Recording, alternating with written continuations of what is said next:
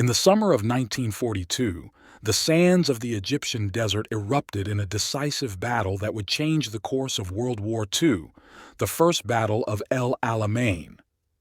The Axis forces, led by Field Marshal Erwin Rommel, achieved a series of victories in North African battles, such as the Battle of Tobruk and Gazala, and the way became open for Rommel's forces to invade Egypt with the aim of controlling the Suez Canal and the oil fields in the Middle East, and cutting off supplies to the Allies. Controlling the Suez Canal means controlling entry and exit to Asia and the colonies of India. In the early morning of July 1, 1942, the attack began by the Axis forces on the Allied positions. It began with intense artillery bombardment, followed by the advance of panzer tanks and infantry divisions.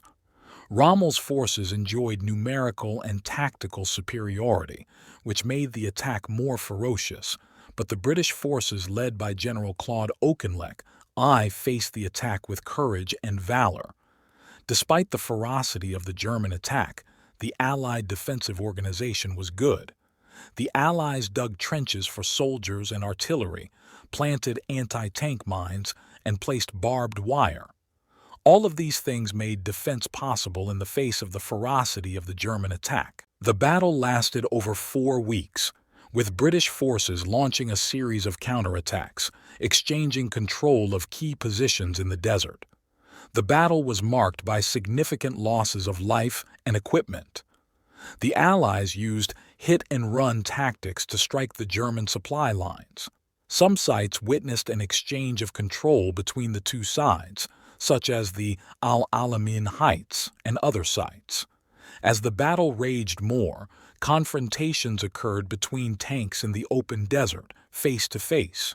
Human losses were estimated at thousands on both sides, as well as weapons and tanks that became ruins in the desert. Despite the heavy loss of life and equipment, the Allied forces led by General Auchinleck were able to stop the advance of the Axis forces towards Egypt.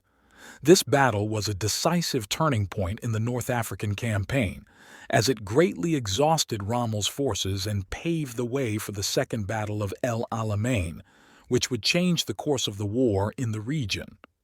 The First Battle of El Alamein was not just a military confrontation between two major powers, but rather, it was the beginning of the end for the Axis's advance in North Africa and paving the way for future victories for the Allies.